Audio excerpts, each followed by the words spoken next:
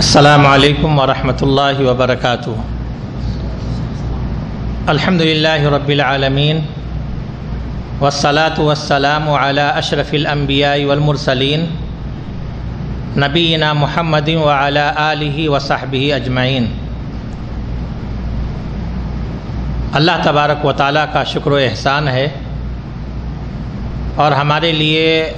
خوشی اور مسرت کا باعث ہے کہ ایک وقفے کے بعد یہ سلسلہ دوبارہ شروع ہوا، اور یقیناً یہ بڑی خوشی کی بات ہے، اس لیے کہ اس طرح کے پروگراموں کی بڑی اہمیت ہوتی ہے اور اس سے بڑے فائدے ہوتے ہیں۔ ان کے ذریعے سے دلوں میں ایمان کی تازگی ہوتی ہے، عمل کا حوصلہ جذبہ پیدا ہوتا ہے، بہت سارے غلط مفاہیم، تصورات، افکار ان کی تصحیح ہوتی ہے اور بہت سارے مزید معلومات ہوتے ہیں۔ اللہ تبارک و تعالی اس سلسلے کو ہمیشہ مستمر اور جاری اور ساری رکھے، اور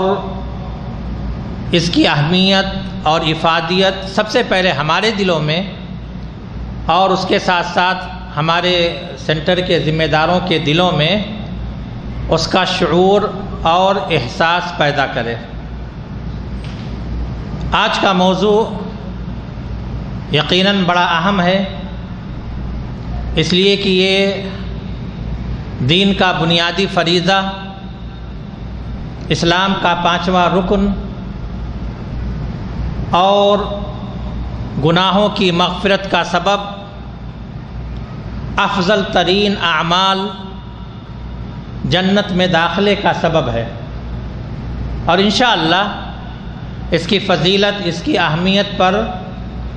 محاضر محترم روشنی ڈالیں گے۔ چونکہ مجھے بھی کچھ کہنے کا مکلف کیا گیا ہے تو میں مناسب سمجھتا ہوں کہ کچھ باتیں اس مہینے جس میں ہم سانس لے رہے ہیں، یعنی ذی القعدہ کا مہینہ، اس کے تعلق سے کچھ باتیں آپ کے سامنے پیش کروں۔ آپ جانتے ہیں کہ شوال کے بعد اسلامی سال کا 11واں مہینہ ذی القعدہ ہوتا ہے، اور ذی القعدہ کے معنی ہوتے ہیں بیٹھنے والا۔ اس کا نام ذی القعدہ اس لیے پڑا ہے کہ آپ جانتے ہیں کہ یہ مہینہ بھی حرمت والا مہینہ ہے، جس کا احترام عرب کیا کرتے تھے، لڑائی جھگڑے سے وہ باز رہا کرتے تھے۔ تو جب یہ مہینہ آتا تھا تو وہ لڑائی جھگڑے سے باز آ کر کے اپنے گھروں میں بیٹھ جاتے تھے، اس لیے اس مہینے کا نام ذی القعدہ رکھا گیا، یعنی ایسا مہینہ جس میں لوگ بیٹھ جایا کرتے تھے۔ جس طرح سے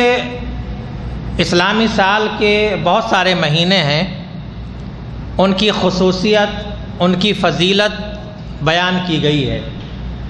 اسی طرح سے اس مہینے کی بھی کچھ خصوصیات اور کچھ فضیلتیں ہیں جو کتاب و سنت سے ثابت ہیں۔ ایک فضیلت تو یہی ہے کہ یہ حرمت والا مہینہ ہے، اور حرمت والے مہینوں کے بارے میں اللہ تبارک و تعالیٰ کا ارشاد ہے، ان عدۃ الشہور عند اللہ 12 شہرا فی کتاب اللہ یوم خلق السماوات والارض منها 4 حرم، کہ بے شک مہینوں کی تعداد اللہ تبارک و تعالیٰ کے نزدیک 12 ہے، اس میں سے 4 اس دن سے جس دن اللہ تعالیٰ نے زمین اور آسمان کو پیدا کیا تھا، اس میں سے 4 مہینے حرمت والے ہیں۔ اس آیت کی تفسیر کرتے ہوئے اللہ کے رسول صلی اللہ علیہ وسلم بیان کرتے ہیں، جیسا کہ ابو بکرہ کی روایت ہے کہ آپ نے فرمایا، بخاری مسلم کی روایت ہے کہ بے شک زمانہ گھوم پھر کر کے اسی حالت پر آ گیا ہے جس حالت پر اس دن تھا جس دن اللہ تبارک و تعالیٰ نے زمین و آسمان کی پیدائش کے وقت اس کو مقدر کیا تھا، اور ان کی تعداد 12 ہے، اس میں سے 4 جو ہیں وہ حرمت والے ہیں، جن میں سے 3 مہینے پے در پہ مسلسل ہیں، ذی قعدہ، ذی الحجہ اور محرم، اور ایک رجب ہے جو جمادی الاخرہ اور شعبان کے بیچ میں آتا ہے۔ یہ بخاری کی روایت ہے۔ 3 مہینے جو مسلسل حرمت والے ہیں، اس کی حکمت علماء کرام نے یہ بیان کی ہے کہ چونکہ حجاج حج کے مہینے سے پہلے دور دراز علاقوں سے آتے تھے، اس لیے ذی قعدہ کا مہینہ حرمت والا مہینہ رکھا گیا تاکہ اطمینان، سکون، امن و سکون کے ساتھ حاجی بیت اللہ پہنچیں اور ذی الحجہ میں حج کریں اور واپس محرم تک کے اطمینان، سکون کے ساتھ اپنے گھروں کو واپس چلے جائیں۔ اس لیے یہ 3 مہینے مسلسل حرمت والے ہیں۔ ایک مہینہ رجب کا مہینہ جو بیچ سال میں اس لیے رکھا گیا تاکہ بیچ سال میں اللہ کے گھر کی زیارت، عمرہ کرنا کوئی چاہے تو سکون کے ساتھ عمرہ کر سکتا ہے۔ اور حرمت کا مہینہ کا اس کا مطلب 2 ہے۔ ایک تو یہ کہ اس مہینے میں لڑائی جھگڑا، قتال یہ حرام ہے، یوں تو ہمیشہ حرام ہے، لیکن اس کی حرمت اس مہینے میں، حرمت والے مہینوں میں شدید ہو جایا کرتی ہے۔ اور دوسرا یہ کہ یہ ادب احترام والا مہینہ ہے، اس کا ان مہینوں کا ادب کرنا چاہیے، احترام کرنا چاہیے۔ تو ایک فضیلت تو یہ ہے کہ یہ حرمت والا مہینہ ہے۔ دوسری فضیلت یہ ہے اس مہینے کی کہ یہ اشہر حج میں سے ہے، حج میں سے ہے۔ اللہ تبارک تعالیٰ فرماتا ہے الحج اشہر معلومات، کہ حج کے متعین مہینے ہیں۔ اور حضرت عمر رضی اللہ تعالیٰ عنہ، عبداللہ ابن عمر، حضرت علی وغیرہ سے روایت ہے کہ حج کے مہینے شوال، ذی قعدہ اور ذی الحجہ کے 10 دن ہیں۔ حج کے مہینے کا مطلب یہ ہے کہ انہی مہینوں میں آدمی حج کے لیے احرام باندھ سکتا ہے۔ اگر کوئی شخص ان مہینوں کے علاوہ احرام باندھے گا، جیسے رمضان میں کوئی احرام باندھا حج کا، تو اس کا اعتبار نہیں ہوگا۔ وقت آنے پر، اشہر حج آنے پر اس کو پھر سے احرام باندھنا پڑے گا۔ ایسے ہی جیسے کوئی شخص اگر فرض نماز وقت سے پہلے پڑھ لے تو اس کے نماز کا اعتبار نہیں ہوگا، وقت آنے پر اس کو پھر سے دہرانا ہوگا۔ اسی طرح سے اگر کوئی شخص حج کے مہینوں سے پہلے اگر احرام باندھ رہا ہے تو اس کو پھر دوبارہ حج کا مہینہ آنے پر اس کو پھر سے احرام باندھنا ہوگا۔ اور دوسری یہ، اسی طرح سے اگر کوئی شخص حج تمتع کا ارادہ رکھتا ہے اور اس نے رمضان میں عمرہ کیا تو اس کو پھر سے حج کے مہینے میں عمرہ کرنا ہوگا۔ لیکن اگر کسی نے شوال میں عمرہ کیا اور حج تمتع کا ارادہ رکھتا ہے تو پھر بعد میں اس کو عمرہ کرنے کی ضرورت نہیں ہے۔ تو دوسری خصوصیت یہ ہے کہ یہ مہینہ ذی قعدہ کا مہینہ حج کے مہینوں میں سے ہے۔ تیسری خصوصیت یہ ہے کہ اللہ کے رسول صلی اللہ علیہ وسلم نے اسی مہینے میں عمرے کیے ہیں۔ حضرت عائشہ، حضرت عبداللہ ابن عباس رضی اللہ تعالیٰ عنہ کی روایت ہے کہ اللہ کے رسول صلی اللہ علیہ وسلم نے ذی قعدہ کے علاوہ اور کسی مہینے میں آپ نے عمرہ نہیں کیا، سارے عمرے آپ نے ذی قعدہ میں کیے۔ حضرت عبداللہ ابن عباس کی ایک روایت ہے کہ رسول اللہ صلی اللہ علیہ وسلم نے 4 عمرے کیے۔ ایک تو حدیبیہ والا عمرہ، جس کے بارے میں آپ جانتے ہیں کہ رسول اللہ صلی اللہ علیہ وسلم نکلے تھے لیکن مکمل نہیں کر پائے تھے۔ حدیبیہ میں وہیں پہ آپ جانور ذبح کر کے اور حلال ہو گئے تھے اور وہیں سے واپس ہو گئے تھے۔ تو ایک تو وہ عمرہ، دوسرا عمرہ قضا، یعنی صلح جو ہوئی تھی، صلح کے بنیاد پر جو فیصلہ ہوا تھا کہ اگلے سال آپ اس سال واپس چلے جائیں، اگلے سال آپ واپس آ کر کے اور آپ عمرہ کریں، کوئی نہیں روکے گا آپ کو۔ تو دوسرا اسے کہتے ہیں عمرہ قضا۔ قضا کا مطلب یہ نہیں کہ آپ نے عمرہ قضا کیا ہے، آپ کا چھوٹ گیا تھا اس کو قضا کیا۔ قضا ایک قضیہ سے ہے، یعنی جو فیصلہ ہوا تھا آپس میں، جو صلح ہوئی تھی، اس کے مطابق آپ نے جو عمرہ کیا اس کو عمرہ قضا کہتے ہیں۔ اور تیسرا عمرہ عمرہ جعرانہ۔ عمرہ جعرانہ یہ فتح مکہ کے سال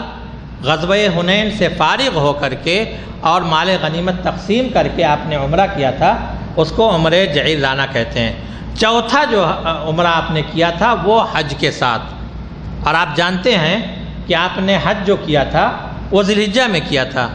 لیکن اس کو بھی ذی قعدہ میں اس لیے شمار کیا ہے، حضرت عائشہ کی روایت میں، عبداللہ ابن عباس کی روایت میں، کہ آپ ذی قعدہ میں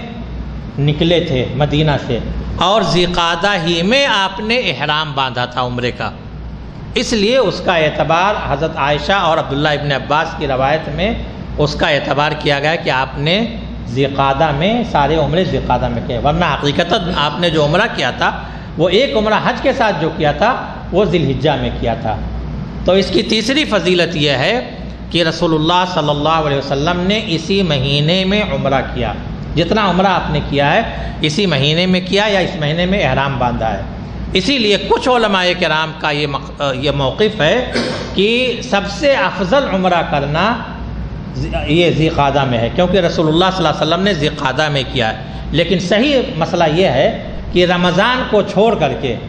بقیہ مہینوں میں سے افضل ذی قعدہ میں ہے، کیونکہ اللہ کے رسول صلی اللہ علیہ وسلم نے رمضان کے عمرے کے بارے میں اس کی فضیلت بیان کی ہے کہ اس کا ثواب حج کے برابر یا میرے ساتھ حج کرنے کے برابر ہے، اس لیے اس کے علاوہ رمضان کے عمرے کے علاوہ باقی مہینوں میں عمرہ کرنے سے افضل یہ ہے کہ آدمی ذی قعدہ میں عمرہ کرے۔ ایک فضیلت اس کی یہ بھی مفسرین نے ذکر کیا ہے کہ اللہ تبارک و تعالیٰ نے حضرت موسیٰ سے جو وعدہ کیا تھا 30 دن کا، وَوَعَدْنَا مُوسَىٰ 30 لَيْلَةً، تو اس سے مراد یہ ذی قعدہ کے 30 دن ہیں، اور آگے جو آپ نے اللہ تعالیٰ نے فرمایا وَأَتْمَمْنَاهَا بِعَشْرٍ، اور 10 دن کے ساتھ ہم نے اس کو مکمل کر دیا، تو 10 دن سے مراد عشرِ ذی الحجہ ہیں۔